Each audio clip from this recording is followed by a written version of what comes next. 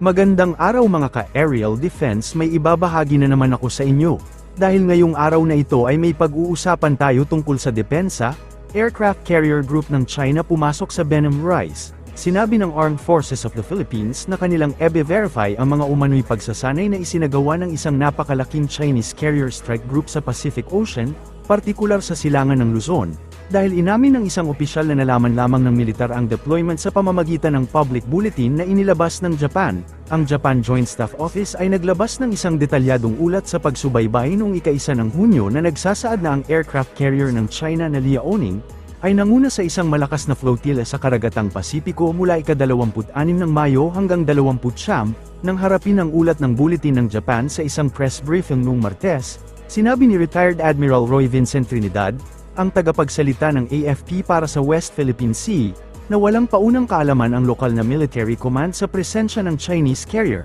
Ayon sa militar ng Japan, ang Liaoning Carrier Strike Group ay namataan mula ika-26 ng Mayo habang naglalayag sa timog kanluran ng Okinawa at timog ng Miyako Island, kasama sa grupo ang isang Renhai-class guided missile destroyer, isang Luyang 3rd class guided missile destroyer, isang Jiangkai 3rd class frigate, at isang Fuyu-class fast combat support ship sa iba't ibang yugto ng deployment.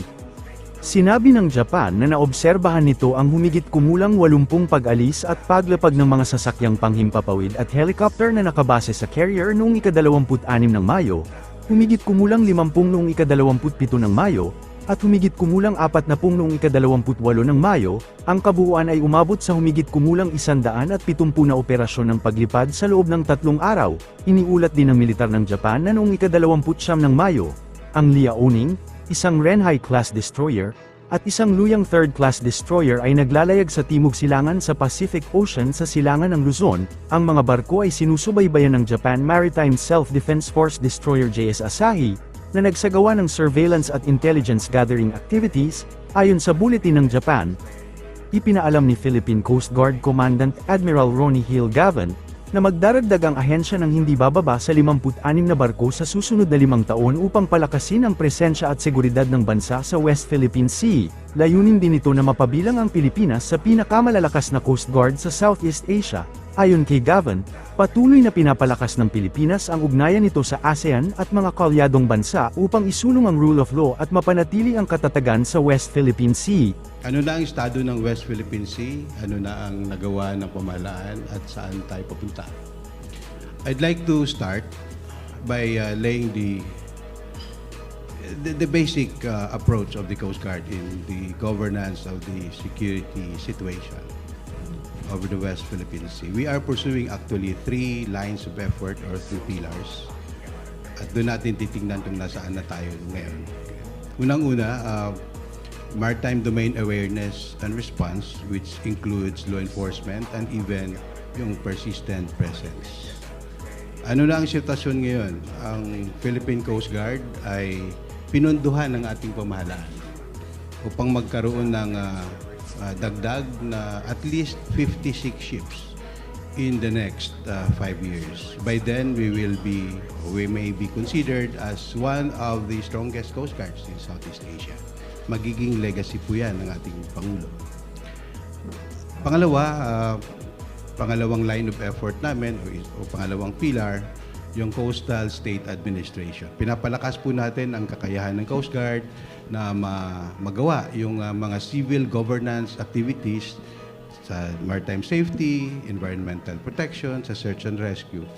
Kamakailan lang, nag-establish po tayo ng Coast Guard District sa Kalayaan Island mismo, sa Pag-asa Island, upang matransform natin yung Pag-asa Island. Sa ngayon kasi ang tingin natin, isang frontier. Sabi natin sa Coast Guard, hindi. It should be the maritime heartland. Siya yung magiging sentro ng governance, ng security sa West Philippine Sea on the side of the Philippine Coast Guard and perhaps the whole country.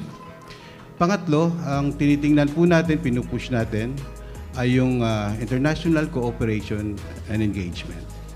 Naniniwala tayo na mas ma-secure natin ang West Philippine Sea kung maganda yung ating pagkikipag-ugnayan sa ating mga kasamahan sa ASEAN at mga like-minded states sa buong mundo.